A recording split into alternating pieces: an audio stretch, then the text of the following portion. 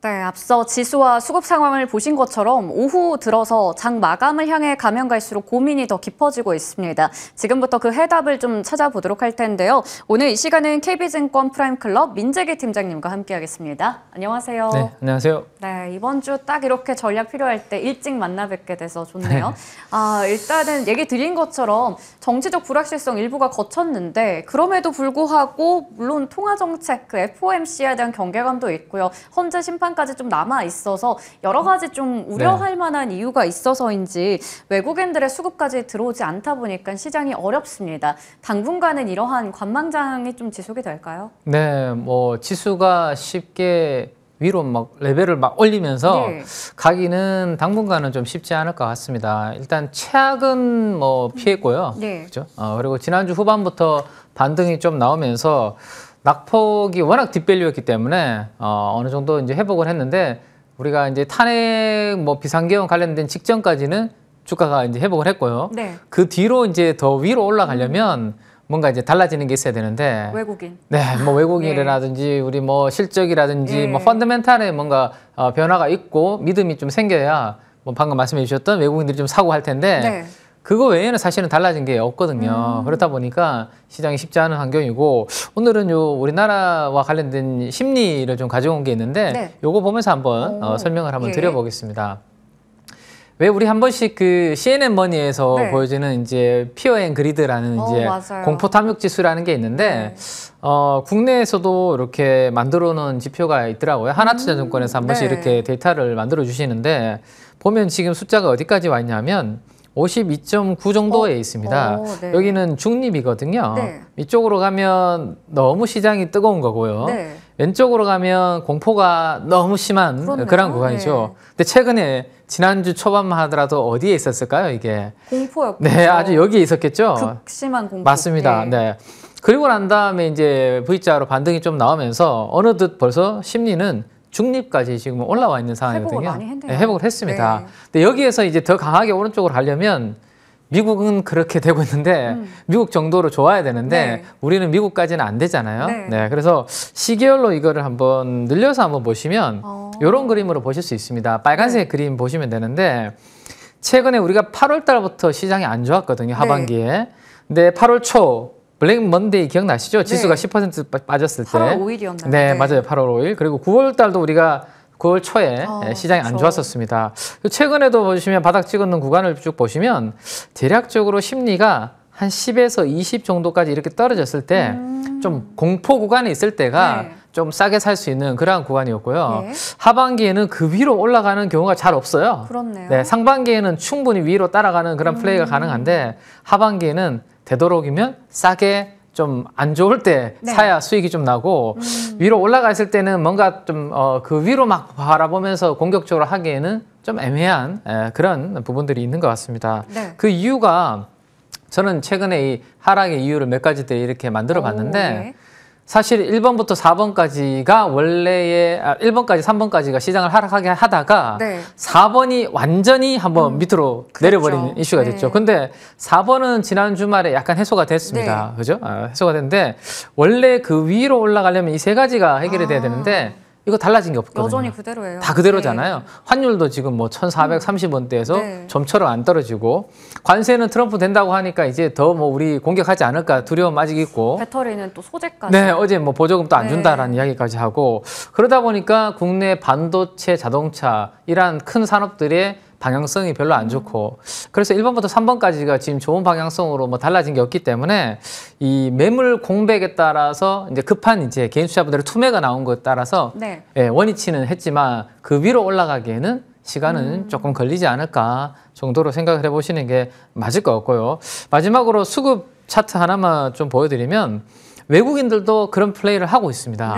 무슨 이야기냐면 이렇게 코스닥에서 많이 샀던 구간 있잖아요. 12월 6일, 12월 9일 지수가 급락하던 구간입니다. 그러니까 개인 투자자분들이 어쩔 수 없이 참지 못하고 버티다가 던지는 물량들을 받는 것까지는 하는데 그 뒤로는 위로 막 적극적으로 보시면 올라갈 때는 안 사잖아요.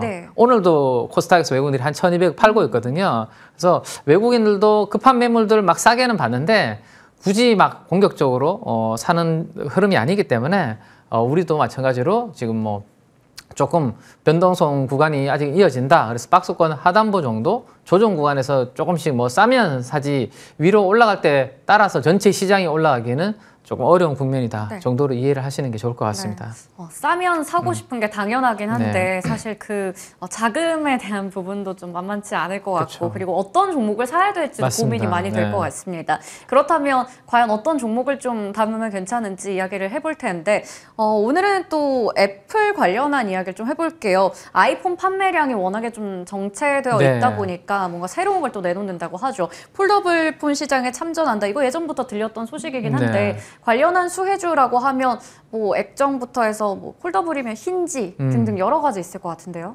네, 뭐 애플이 한다 하고 말은 있었는데 이제는 진짜 구체적인 로드맵이 좀 나오는 것 같습니다. 그래서 할 것 같고요. 그러면 이제 그 밸류 체인 쪽에서 수혜를 볼 수 있을 만한 그런 부분들을 좀 봐야 되는데 왜냐하면 이 폴더블 폰 시장도 커지려면 결국엔 애플이 들어와야 된다라는 그런 생각들이 있었고 왜냐하면 애플이 들어와줘야 이 판이 커지는 거죠. 그죠? 네. 근데 이제 진짜 애플이 들어온다면 그러면 이제 해볼 만한 그런 부분이 될 것 같아요. 그래서 빠르면 2026년도 9월, 10월 정도에 지금 이야기가 나오고 있습니다. 그래서 그 부분 정도 한번 염두를 해두시면 될 것 같고요. 자, 이거 스케줄을 한번 보시죠.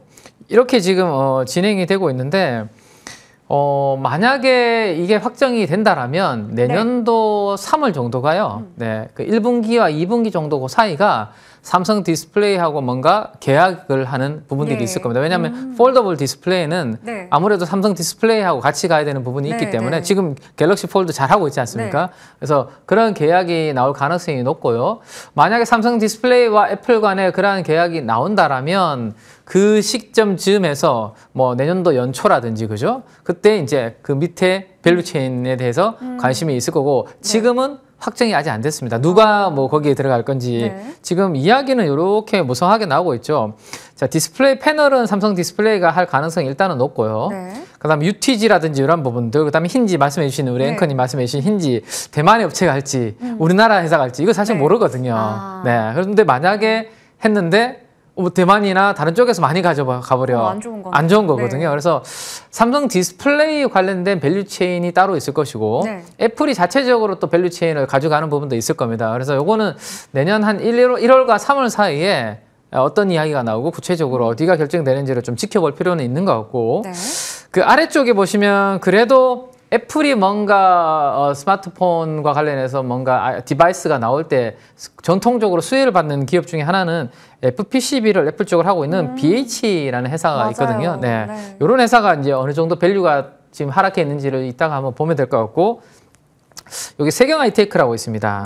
이 기업이 지금 오늘도 보시면 상승률 측면에서는 지금 좀 가장 강한 모습을 보여주고 있는데 일단은 세경 하이테크는 거의 뭐 좀 확실시되는 밸류 체인으로 거론이 되고 있는 것 같습니다. 왜냐하면 지금 보시면 제가 이제 오전에 요거를 캡처해낸 거기 때문에 시간은 조금 지났기 때문에 상승률은 다를 수 있는데요. 세경 하이테크가 지금 2분기까지, 3분기까지도 보시면 실적은 그렇게 좋은 편은 아닙니다. 근데 최근에 주가가 바닥을 찍고 좀 올라오는 그런 그림이 나타나고 있는 이유가 있는데요.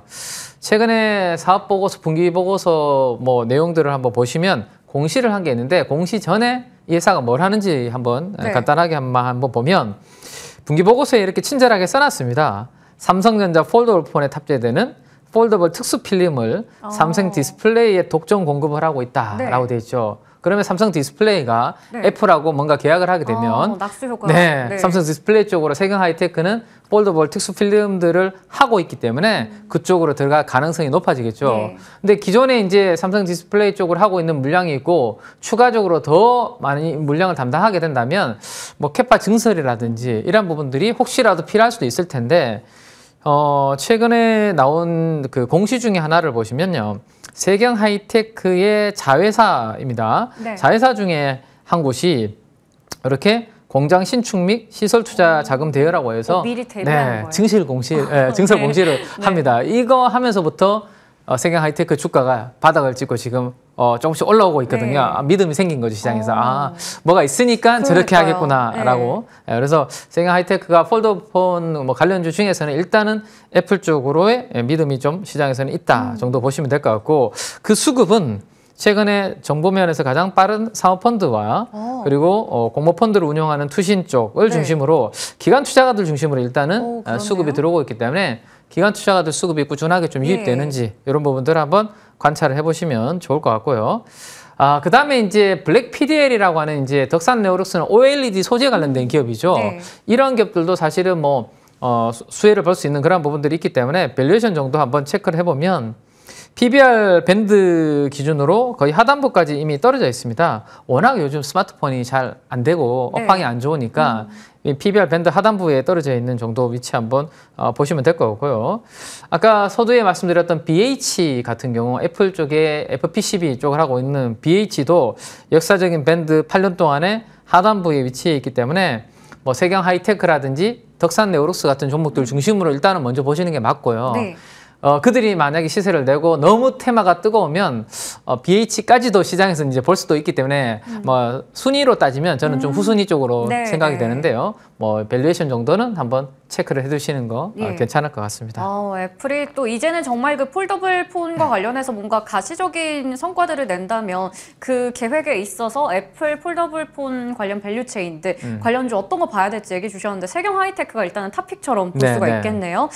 잘 참고를 해보도록 하겠습니다. 그리고요, 지난주에 저희 시간에 나오셨을 때도 트럼프 2.0 시대를 맞아서 여러 가지 그 에너지 관련한 정책 변화가 있어서 전력기기, 변압기, 네. 전선 쪽 아이디어 주셨는데 그쪽이 최근에 너무 시세가 좋았어요. 네. 이번에는 또 어떤 쪽 얘기 주실지 궁금한데 LNG 터미널의 신규 건설도 주목을 받고 있습니다. 그렇다면 또 조선이나 뭐 기자재 이런 쪽일까요?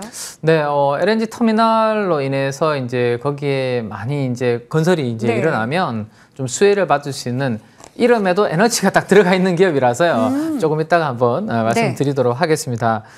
일단 에너지의 프레임이 지금 좀 바뀌고 있다라는 말씀을 이제 지난번에도 이제 한번 말씀을 좀 드렸었는데, 맞아요. 네, 트럼프가 당선이 되면 킬로와트당 전력을 얼마나 싸게 이제 생산하는지 그게 핵심이다라는 말씀을 드렸었고, 네.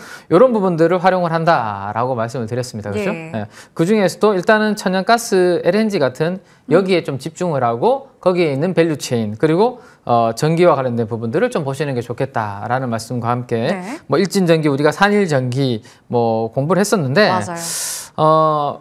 잠깐 제가 이제 업데이트를 차원에서 요거는 가져왔는데요. 네. 네. 지금 이제 전력기기 업체들을 빅5를 여기까지라고 하고 최근에 상장된 산일전기는 여기에 있는데 네.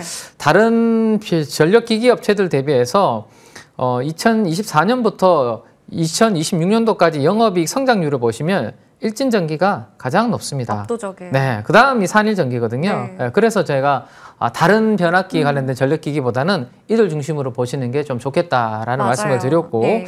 그들의 시세는 나쁘지 않은 것 같습니다. 자, 그리고 이제 유럽이 LNG 수입하는 거, 그다음에 미국이 LNG 수출하는 것 때문에 네. 증설이 되고 있는데 여기에서 주목할 기업은 퓨어한 제가 봤을 때는 가스 관련주라면 에센티 에너지라는 오. 기업이 있습니다. 네. 요 분기 보고서에 들어가면 요 사업의 개요에 들어가면 이 페이지가 딱 있는데요. 매출 비중이 가장 80%나 높은 쪽이 어디냐면 열교환기라고 있습니다. 이게 주로 보시면 가스 플랜트 같은 쪽으로 들어가죠. 네. 그리고 두 번째 비중이 큰 쪽이 복합 화력 발전소인데 여기 배열 해수 보일러 요 두 가지 아이템이 이 기업의 핵심이라고 보시면 될 것 같아요. 그림으로 보시면 훨씬 더 이해가 편하실 것 같은데 우리 LNG 터미널을 많이 짓게 되잖아요. 네. 그러면 LNG 터미널 내에서 액화시키는 공정에 이 공냉식 열교환기가 사용되기 때문에 지금 미국에서 LNG 터미널 많이 이제 건립을 하면 네. 이 기업의 이 아이템은 앞으로 많이 수출이 나갈 가능성이 있다라는 것을 생각해 보시면 되고 두 번째 아이템이 바로 이 배열 해수 보일러였는데요. 여기에도 이제 폐열을 이용해서 이제 스팀 터빈 발전을 필요한 증기를 생성하는 건데 여기도 가스 화력 발전소에 들어가기 때문에 퓨어한 제가 봤을 때는 가스 관련주로 보셔도 네. 괜찮지 않을까 생각됩니다. 최근에 수주장구 한번 보시면요. 꾸준하게 수주장구가 이렇게 올라가는 모습이 보이고 있고 수주장구와 함께 시가총액도 같이 성장을 하는 그런 모습을 보여주고 있습니다. 자, 이게 지금 보시면 국내보다 해외 쪽 매출이 지금 수주장구가 더 높죠. 네. 근데 앞으로 이게 미국향으로 중동 쪽이 지금 잘 되고 있는데 추가되겠네요. 네, 추가로 미국이 예. 앞으로 붙을 가능성이 있지 않을까 정도 생각을 해보시면 될 것 같습니다. 그래서 지금 뭐 사업펀드, 연기금 중심으로 기관 수급은 꾸준하게 유입이 되고 있는 그러한 모습이기 때문에 한번 S&T 에너지 같은 경우는 가스 관련해서 트럼프 시대에 시장에서 주목을 좀 받을 때는 제가 봤을 때는 좀 부각이 되지 않을까 한번 보시면 될 것 같습니다. 네, 와, 트럼프 2.0 시대와 함께 좀 발맞춰 갈 수 있는 LNG 관련주로 S&T 에너지에 대한 아이디어를 얻어봤습니다. 수주에 대한 기대감 중동에서 잘했듯이 미국도 이제 추가될 거다라는 부분 얘기 주셨고요. 사모펀드에서도 최근에 집중적으로 매수하는 모습 확인되기도 했네요. S&T 에너지 잘 기억해 보도록 하겠고요. 지금까지 KB증권 프라임클럽 민재기 팀장님과 이야기 나눠봤습니다. 말씀 고맙습니다. 감사합니다.